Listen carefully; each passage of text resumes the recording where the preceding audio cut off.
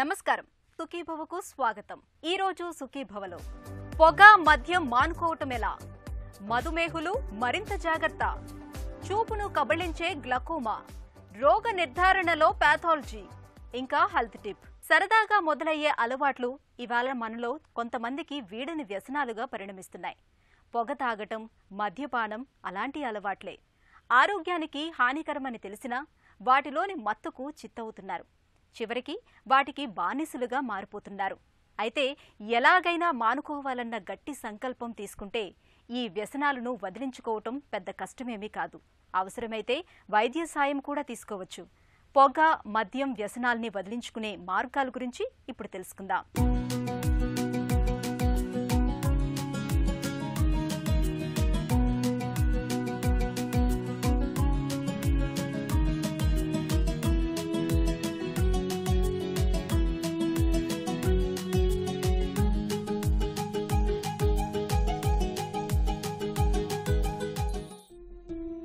పొగ ఏ విధంగా త్రాగినా అది ఆరోగ్యానికి ప్రమాదకరం।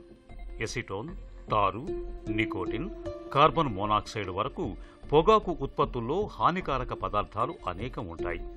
ధూమపానం చేస్తూ పీల్చే పదార్థాలు కేవలం ఊపిరితిత్తులను మాత్రమే ప్రభావితం చేయవు, అది మొత్తం శరీరాన్ని మరియు మెదడును ప్రభావితం చేయవచ్చు। ధూమపానం శరీరంలోని వివిధ సమస్యలకు దారితీస్తుంది, అలాగే శరీర వ్యవస్థలపై దీర్ఘకాలిక ప్రభావాలు ఉంటాయి। దృష్టిలోపం, రక్తనాళాలలో ఎక్కువ ఒత్తిడి, రోగ నిరోధక వ్యవస్థ చెడిపోవటం, అధిక కొలెస్ట్రాల్, రక్తం గడ్డకట్టడం, ఆకలి లేకపోవడం, వంధత్వం, అంగస్తంభనం, బ్లడ్ క్యాన్సర్ ప్రమాదం, డయాబెటీస్ సమస్యలు, ఆందోళన మరియు చిరాకు, ఇలా ధూమపానం తెచ్చిపెట్టే సమస్యల చిట్టాకు అంతూదరి ఉండదు। స్మోకింగ్ అడిక్షన్, ముఖ్యంగా టొబాకో వాడకం, అది స్మోకింగ్ అవ్వచ్చు, చూయింగ్ టొబాకో అవ్వచ్చు, దీనివల్ల రకరకాల అనర్థాలు వస్తాయని మనకు తెలిసిందే। ఇన్ఫ్యాక్ట్ రకరకాల క్యాన్సర్స్కి డైరెక్ట్గా టొబాకో నుంచి లింక్ ఉన్న విషయం మనకి ప్రూవ్ కూడా అయింది। ఎస్పెషలీ ఓరల్ క్యాన్సర్స్ అవ్వచ్చు, లంగ్ క్యాన్సర్ అవ్వచ్చు, స్టమక్ క్యాన్సర్ అవ్వచ్చు, ఇట్లా రకరకాల క్యాన్సర్స్కి డైరెక్ట్ లింక్ ఉందని ప్రూవ్ అయింది। అలాగే నికోటిన్ వాడకం వల్ల హార్ట్ డిసీజ్ అంటే హార్ట్ అటాక్ వచ్చే రిస్క్ కూడా చాలా అంటే 20-30% పెరుగుతుంది। ఈ టొబాకో వాడే వాళ్ళందరికీ ఖచ్చితంగా ఇది వదిలేద్దామన్న ఫీలింగ్లోనే ఉంటారు చాలామంది। ఇన్ఫ్యాక్ట్ 40-50% వదలలేకపోతుంటారు, ఎందుకంటే వాటి వల్ల విత్డ్రావల్ సిమ్టమ్స్ వస్తుంటాయి। వాళ్ళు క్విట్ చేద్దామని ట్రై చేసినా కూడా వితిన్ 3-4 డేస్ వాళ్ళకి క్రేవింగ్స్ రావటం, నికోటిన్ విత్డ్రావల్ సిమ్టమ్స్ రావటం, దెన్ నిద్ర సరిగ్గా పట్టకపోవటం, దెన్ ట్రెమర్స్ రావటం అంటే వణుకులాగా రావటం, తలనొప్పి, దెన్ మోషన్ ప్రాబ్లం రావడం, ఇవన్నీ వస్తున్నాయి। కాబట్టి మళ్ళీ నికోటిన్ వాడకానికి వాళ్ళు రివర్ట్ అవుతూ ఉంటారు। సో నికోటిన్ నుంచి డీ అడిక్షన్ అనేది సాధ్యమేనా అంటే ఖచ్చితంగా సాధ్యమే। దానికి రకరకాల థెరపీస్ కూడా ఉన్నాయి। నికోటిన్ రిలీజ్ థెరపీ అని ఒక కాన్సెప్ట్ ఉంది, వేర్ మనం నికోటిన్ని చూయింగ్ గమ్ రూపంలో కానీ లేదంటే ట్రాన్స్డర్మల్ ప్యాచ్ అంటే ఒక స్టిక్కర్ రూపంలో కానీ మనం ఇస్తూ ఉంటాం। దీని ద్వారా అంటే వాళ్ళ శరీరానికి కాన్స్టెంట్గా నికోటిన్ అందే ప్రాసెస్ని మనం నియంత్రించుకుంటూ స్లోగా వాళ్ళ విత్డ్రావల్ సిమ్టమ్స్ లేకుండా మనం వాళ్ళని క్యూట్ చేయడానికి హెల్ప్ చేసుకోవచ్చు। అలాగే 2 ముఖ్యమైన మెడిసిన్స్ కూడా ఉన్నాయి, బుప్రోపియాన్ అండ్ దెన్ వారనెక్లిన్। ఈ మెడిసిన్స్ హెల్ప్తో నికోటిన్ డీ అడిక్షన్ అనేది ఖచ్చితంగా సాధ్యం। మద్యపానం ఒక వ్యసనం, క్రమం తప్పకుండా తీసుకోవటాన్ని ఆల్కహాల్ యూజ్ డిజార్డర్ అంటారు। ఇలాంటి వారు ఏదో ఒక వంకతో ఆల్కహాల్ సేవిస్తూనే ఉంటారు। శారీరకంగా, మానసికంగా తమపై తాము పట్టు కోల్పోతారు। ఈ వ్యసనం అనేది తీవ్రమైన దీర్ఘకాలిక వ్యాధులకు కారణమవుతుంది, అనేక ఆరోగ్య సమస్యలకు దారితీస్తుంది। 2011లో ప్రచురితమైన ఆల్కహాల్ రీసెర్చ్ కరెంట్ రివ్యూస్లో ఒక అధ్యయనం ప్రకారం క్యాన్సర్, అంటువ్యాధులు, డయాబెటీస్, హృదయ సంబంధ వ్యాధులు, కాలేయ వ్యాధితో సహా 30 వ్యాధులకు మద్యపానమే కారణమని తేలింది। అందుకే మద్యపానం బారిన పడ్డవారు సరైన డాక్టర్ పర్యవేక్షణలో ఆ వ్యసనం బారి నుండి బయటపడాలి। ఆల్కహాల్ వాడకం మనం చూస్తూ ఉంటాం, చాలా కామన్గా జరుగుతుంది।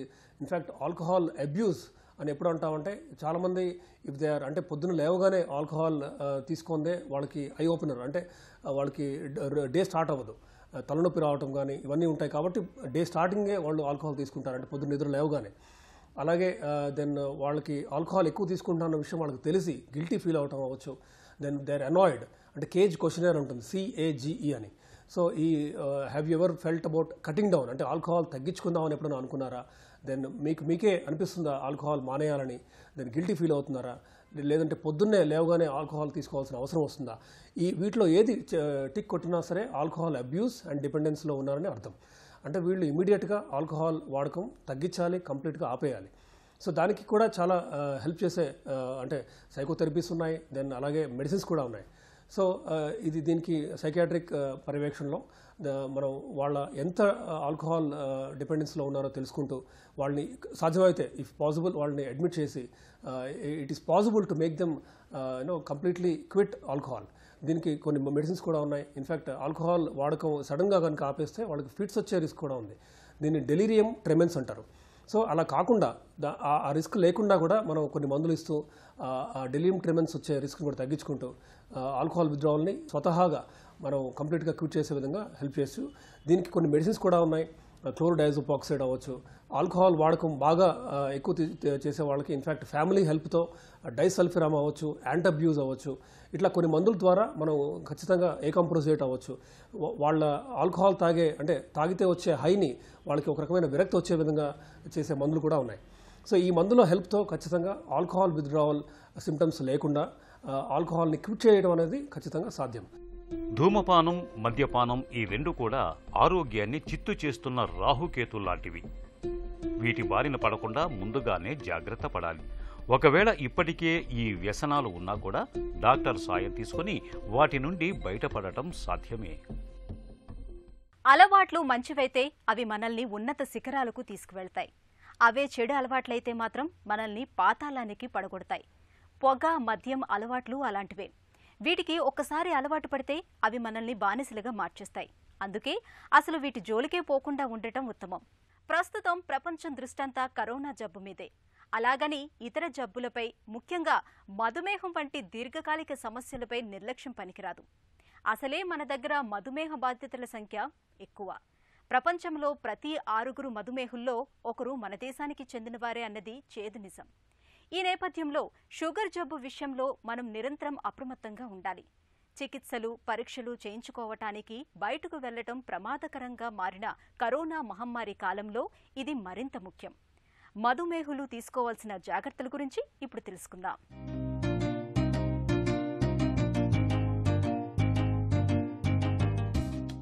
ఆహారం, బరువు, దీర్ఘకాల దుష్ప్రభావాలు, సహజబ్బులపై కన్నేసి తగు జాగ్రత్తలు పాటించటం ఎంతైనా అవసరం. రోజు సమయానికి భోజనం చేయాలి. సగం పళ్ళెంలో కూరగాయలు, ఆకుకూరలు, మరో సగంలో పిండి పదార్థాలు, ప్రోటీన్లు ఉండేలా చూసుకోవాలి. గుడ్డులోని తెల్లసోన, చికెన్, చేపలతో నాణ్యమైన మంచి ప్రోటీన్ లభిస్తుంది. శాకాహారంలోనైతే పప్పులు, పాల పదార్థాలు, గింజపప్పుల్లో ప్రోటీన్ దండిగా ఉంటుంది. వీలైనంత వరకు పొట్టు తీయని తృణధాన్యాలు తీసుకోవాలి. వీటిలోని పిండి పదార్థాలు ఆలస్యంగా జీర్ణమవుతాయి. ఫలితంగా రక్తంలోకి గ్లూకోజ్ నెమ్మదిగా కలుస్తుంది. పీచు కూడా ఎంతో మేలు చేస్తుంది. త్వరగా కడుపు నిండిన భావన కలిగించి ఎక్కువ తినకుండా చూస్తుంది. ఒకవేళ త్వరగా జీర్ణమయ్యే పదార్థాలైతే తక్కువగానే తినాలి. వీటికి మంచి ప్రోటీన్ జత చేసుకోవాలి. నూనెల విషయంలో పొద్దుతిరుగుడు, తవుడు, సోయాబీన్ నూనెల వంటివి మేలు. వేపుళ్లు తినకపోవటమే మంచిది. మధుమేహానికి ప్రధాన ముప్పు కారకాల్లో అధిక బరువు కూడా ఒకటి. బరువును అదుపులో ఉంచుకోగలిగితే రక్తంలో గ్లూకోజ్ స్థాయిలు కూడా అదుపులోకి వస్తాయి. శరీర సామర్థ్యాన్ని బట్టి నడక, పరుగు, ఈత వంటి వ్యాయామాలు క్రమం తప్పకుండా చేయాలి. రక్తంలో గ్లూకోజ్ దీర్ఘకాలంగా నియంత్రణలో లేకపోతే అది రకరకాల దుష్ప్రభావాలకు దారితీస్తుంది. గుండె జబ్బులు, పక్షవాతం, మధుమేహం, కంటి జబ్బు, శుక్లాలు, నీటికాసులు, నాడులు దెబ్బతినటం, కిడ్నీ వైఫల్యం వంటి సమస్యలెన్నో ముంచుకొస్తాయి. రకరకాల క్యాన్సర్ల ముప్పు పెరగొచ్చు. వీటిని నివారించుకోవటం చాలా ముఖ్యం. మాత్రలు లేదా ఇన్సులిన్ వంటి మందులన్నీ క్రమం తప్పకుండా డాక్టర్ సూచించినట్టుగా తీసుకోవాలి. గ్లూకోజ్ మోతాదులను తరచూ పరీక్షించుకుంటూ ఉండాలి. అనూహ్యమైన తేడాలేవైనా కనిపిస్తే వెంటనే డాక్టర్ దృష్టికి తీసుకెళ్లాలి. కంట్లో చిన్న నలక పడితేనే ఎంతో అసౌకర్యానికి గురవుతాం. వెంటనే అప్రమత్తమై కంట్లో నలకను తొలగించుకునేందుకు ప్రయత్నిస్తాం. కానీ కంటి చూపును హరించే కొన్ని రకాల వ్యాధుల్ని కనిపెట్టడంలో నేటికీ మనం విఫలమవుతూనే ఉన్నాం. ఆ వ్యాధిని గుర్తించి చికిత్స మొదలుపెట్టే లోపే జరగకూడని నష్టం జరిగిపోయి పూర్తిగా కంటి చూపును కోల్పోయే పరిస్థితి ఎదురవుతూ ఉంటుంది. గ్లకోమా అలాంటి జబ్బే. చాప కింద నీరులా నిశ్శబ్దంగా కంటి చూపును కొల్లగొడుతుంది. దీనికి సంబంధించిన ఎలాంటి లక్షణాలు మనకు కనిపించవు. గ్లకోమాను గుర్తించేసరికే మన చూపు చాలా వరకు మందగించి ఉంటుంది. కంటి లోపల ఒత్తిడి పెరగటం మూలంగా వచ్చిపడే పెను విపత్తు గ్లకోమా గురించిన పూర్తి వివరాల్ని డాక్టర్ని అడిగి ఇప్పుడు తెలుసుకుందాం. ఈ గ్లకోమా అంటే ఏమంటే కంటి లోపల ఒత్తిడి పెరిగి కంటి నరం, దాన్నే ఆప్టిక్ నర్వ్ అంటారు, కంటి నరము దెబ్బతీదే దాన్ని గ్లకోమా అంటారు. ఈ గ్లకోమాలో ముఖ్యంగా ఏమంటే దూరం చూపులో ఉన్న సైడ్స్ను ఫీల్డ్స్ అంటారు. ఈ ఫీల్డ్స్ రాను తగ్గిపోయి ఒక దశలో పూర్తిగా చూపు పోతుంది. ఆ చూపు మళ్ళా తిరిగి మనం ప్రసాదించలేము. దీన్నే ఇర్రివర్సిబుల్ బ్లైండ్నెస్. ఈ గ్లాకోమాలు ముఖ్యంగా 3 రకాలు. ఒకటి కంజెంటల్ గ్లాకోమా, పుట్టినప్పుడే వచ్చే గ్లాకోమా. రెండోది ప్రైమరీ గ్లాకోమాస్. మూడోది సెకండరీ గ్లాకోమాస్. ఓపెన్ యాంగిల్ గ్లాకోమాలో ఏ సిమ్టమ్స్ అర్లీగా ఉండవు. సో ఏ సిమ్టమ్ ఉండకుండా చూపు తగ్గిపోతుంది. సో అందువల్ల దీన్ని ఏమంటారంటే silent thief of the sight. అంటే ఏమీ తెలియకుండానే చూపును దొంగలిచ్చేస్తుంది. కాకపోతే advanced stage of open angle గ్లాకోమాలో ఏమొస్తుందంటే కంటిలో బరువుగా ఉండడము, తలనొప్పి రావడము, చూపు అస్పష్టంగా ఉండడము, సైడ్ చూపు తగ్గిపోవడము జరుగుతుంటుంది. క్లోజ్డ్ యాంగిల్ గ్లాకోమా అనేది సడన్గా వస్తుంది. రెడ్ ఐ, హెడేకు, వామిటింగు, ఇంకా సడన్గా చూపు బ్లరింగ్ రావడము జరుగుతుంది. ఎందుకు అంటే వాళ్ళల్లో ప్రెషర్ సడన్గా పెరుగుతుంది. కాబట్టి ఈ sudden onset of the symptoms వచ్చేది క్లోజ్డ్ యాంగిల్ గ్లాకోమా. ఈ సెకండరీ గ్లాకోమా అనేది ఏమి అంటే దాన్ని బట్టి, సో ఏ కారణం వల్ల లెన్స్ క్యాటరాక్ట్ అంటే చూపు మసక పారడము, కంటిలో ప్రెషర్ పెరగడము, నొప్పి రావడము, నీళ్లు కారడము, హెడేక్ రావడము జరుగుతూ ఉంటాయి. ఈ చిన్నపిల్లల్లో గ్లాకోమా అయితే ఏమవుతుందంటే చిన్నపిల్లలు ఆ వెలుగు చూడలేరు. వెలుగు చూస్తానే కళ్ళు మూసుకోవడం జరగడము, తర్వాత కంటి సైజు రాను పెరుగుతూ ఉండడము చూస్తూ ఉంటామే. దీన్నే కంజెంటల్ గ్లాకోమా అంటాం. ఈ గోనియోస్కోపీలో యాంగిల్ ఓపెనా క్లోజా అనేది మనం చూస్తుంటాం. ఫండస్ అంటే రెటీనా చెకప్. ఈ రెటీనా చెకప్లో ఈ ఆప్టిక్ నర్వ్ అనేది ఒక డిప్రెషన్ ఉంటుంది, గుంత ఉంటుంది. ఈ డిప్రెషన్నే కప్పింగ్ అంటాము. ఈ కప్పింగ్ అనేది పెరుగుతూ పోతుంది గ్లాకోమా పెరిగే కొద్దీ. ఈ కప్పింగ్ని బట్టి ఈ డ్యామేజ్, ఎంత డ్యామేజ్ జరిగింది అనేది జరుగుతుంది. ఇంకా మోడర్న్గా ఈ రెటీనా ఎగ్జామినేషన్కు ఓసిటీ అనే టెస్ట్ ఉంది. ఓసిటీలో నర్వ్ ఫైబర్స్, ఈ రెటీనాలో నర్వ్ ఫైబర్స్ ఉంటాయి. ఈ నర్వ్ ఫైబర్ ఎంత డ్యామేజ్ అయింది తెలుసుకునేదానికి ఓసిటీ అనే టెస్ట్ చేస్తూ ఉంటాం. ఇంకా పోతే మరీ సెన్సిటివ్ టెస్ట్, ఈయనకు డ్యామేజ్ జరిగిందా లేదా, ఎంత జరిగింది అని అసెస్ చేసేదానికి ఫీల్డ్ టెస్ట్. ఫీల్డ్ టెస్ట్ అనేది ఇది కూడా కంప్యూటరైజ్డ్ టెస్ట్. క్వాంటిటీ ఎంత తగ్గింది, క్వాలిటీ ఎంత తగ్గింది అని చేసేది ఫీల్డ్ టెస్ట్ అంటాం. సో ఈ టెస్టుల ద్వారా మనము గ్లాకోమా పర్టికులర్ పర్సన్కు ఉందా లేదా, ఏ టైప్ ఆఫ్ గ్లాకోమా ఉంది, primary glaucoma, secondary glaucoma, is it angle closure glaucoma, open angle, దీనికి తగ్గట్టుగా ఈ ముందు భాగాన్ని కార్నియా అంటారు. కార్నియా యొక్క థిక్నెస్ కూడా మనకు ఈ గ్లాకోమాని డిసైడ్ చేయడానికి ఉపయోగపడుతుంది. ఈ ట్రీట్మెంట్ గ్లాకోమాకు open angle glaucoma in majority of the cases 90% మందికి డ్రాప్స్తోనే సరిపోతుంది. లైఫ్ లాంగ్ ఈ గ్లాకోమా ఉంటుంది కాబట్టి డ్రాప్స్ మీద పెట్టినప్పుడు లైఫ్ లాంగ్ డ్రాప్స్ వాడాలి. క్లోజ్డ్ యాంగిల్ గ్లాకోమాలో ఈజీ మెథడ్ ఏమంటే లేజర్ ఐరిడాటమీ అంటాం. ఒక లేజర్తో చిన్న హోల్ వేసేస్తారు, దాంతో రిలీఫ్ వచ్చేస్తుంది. ఇది కూడా రిజల్ట్స్ 80-90%. ఒక 10%లో చెప్పలేము కాబట్టి మళ్ళీ లేజర్ చేసినా కూడా డాక్టర్ ఫాలోఅప్లో ఉండాలి. అనారోగ్యంతో ఆసుపత్రికి వెళ్ళినప్పుడు డాక్టర్లు మనల్ని కొన్ని పరీక్షలు చేయించుకురమ్మని చెప్తూ ఉంటారు.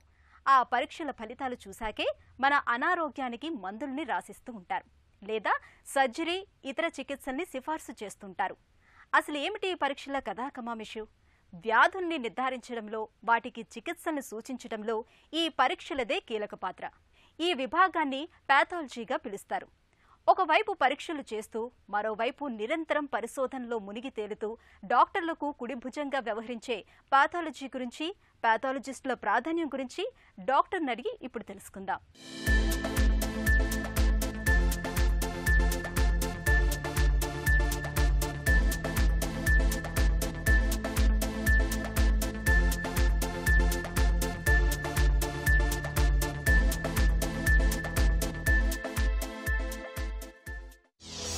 వైద్య రంగంలో ప్యాథాలజీకి ఉన్న ప్రాధాన్యం ఏంటి? పెథాలజీ అనేది చాలా ఇంపార్టెంట్ బ్రాంచ్. ఏదైనా వ్యాధి వచ్చింది అంటే ఖచ్చితంగా నిర్ధారణ అయితేనే మనకి ఖచ్చితమైన ట్రీట్మెంట్ కూడా దొరుకుతుంది. ప్యాథాలజీలో ఉన్న విభాగాలేంటి? నార్మల్గా పెథాలజీ అనేవి పలు విభాగాలు ఉన్నాయి. అవి ఏంటనగా రక్త పరీక్షలు, అంటే అవన్నీ ఒక హెమటాలజీ అనే సెక్షన్ కింద వస్తాయి. ఇంకొకటి సూది పరీక్షలు, అవన్నీ సైటాలజీ అనే దాంట్లో. ఇంకా కామన్గా అందరికీ పరిచయం ఉన్నది బయాప్సీ. బయాప్సీ అనేది మనకి హిస్టోపెథాలజీ విభాగంలోకి వస్తుంది. రక్త పరీక్షల్లో చాలా రకాలు ఉంటాయి. అందులో మనం కామన్గా అందరూ చేయించుకునేది హీమోగ్రామ్ అనేది అందరికీ పరిచయం ఉన్న పదం. హీమోగ్రామ్లో మనకి ఏం తెలుస్తాయి అంటే ఎన్ని ఉన్న సెల్స్, అందులో ఎర్ర రక్త కణాలు, తెల్ల రక్త కణాలు, ప్లేట్లెట్స్, ఇవన్నీ సంఖ్య తెలుస్తుంది. అది వాటి సెల్, ఒక్కొక్క సెల్ యొక్క మార్ఫాలజీ, అంటే అది ఏ రకంగా ఉన్నది, దాని షేప్ ఎలా ఉన్నది, సైజ్ ఎలా ఉన్నది, అవన్నీ అండర్ మైక్రోస్కోప్లో చూసి మనం రిపోర్ట్ ఇస్తాం. ఈ హీమోగ్రామ్ అనేది ఎంత ఇంపార్టెంట్ పరీక్ష అంటే దానివల్ల మనకి నార్మల్ బాడీ ఫంక్షన్ కూడా తెలుస్తుంది. నెక్స్ట్ మనకి వస్తే ఇంకా యూరిన్ పరీక్షలు. యూరిన్ పరీక్షల్లో కూడా మనం అన్నీ చూడగలుగుతాం. మైక్రో ఆర్గానిజమ్స్ ఏమైనా ఉన్నాయా, పారాసైట్స్ ఏమైనా ఉన్నాయా, లేదంటే ఏమైనా రక్త కణాలు అందులోంచి వెళ్ళిపోతున్నాయా, అవన్నీ కూడా మైక్రోస్కోప్లో చూసి మనము వివరణగా ఇవ్వగలుగుతాం. నెక్స్ట్ ఇంకా అదర్ బాడీ ఫ్లూయిడ్స్, కొన్ని క్యాన్సర్ కండిషన్లు, కొన్ని ఇంకా అదర్ నాన్ క్యాన్సరస్ కండిషన్స్లో కూడా మనకి ఫ్లూయిడ్ పెరుగుతుంది. సో ఆ ఫ్లూయిడ్ కూడా యాస్పిరేట్ చేయటం అంటే సూది ద్వారా, ఐదర్ డైరెక్ట్గా సూది ద్వారా తీయటం, లేదంటే స్కాన్ ద్వారా అల్ట్రాసౌండ్ స్కాన్ యూజ్ చేసుకొని దాంట్లో కూడా ఏమేమి ఉన్నాయి అనేది మనకి తెలుస్తుంది. ప్యాథాలజీ విభాగంలో ఒకప్పటితో పోలిస్తే ఇవాళ వచ్చిన మార్పులేంటి?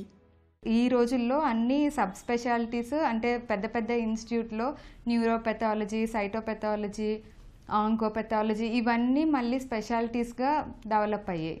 అది కాకుండా కొన్నిసార్లు మనకి నెఫ్రోటిక్ సిండ్రోమ్ అని వింటుంటాం, అంటే కిడ్నీ తాలూకా వ్యాధి. అందులో ఏంటంటే అది క్యాన్సర్ డిసీజ్ కాదు, నాన్ క్యాన్సరస్ కండిషన్. బట్ అందులో కూడా మనకి ప్రోటీన్ కిడ్నీలో కంటిన్యూస్గా పోతూ ఉండడం వల్ల మనకి బాడీలో ఫ్లూయిడ్ అలా చేరిపోతూ ఉంటుంది. ప్రోటీన్ కరెక్ట్గా లేకపోతే మనకి బాడీ టిష్యూస్ అన్నిటిలో ఫ్లూయిడ్ వస్తుంది. దానివల్ల మనకి ఎడిమా అంటాం, అంటే చేతులు కాళ్ళు పొంగిపోవటం, పొట్ట పొంగిపోవటం.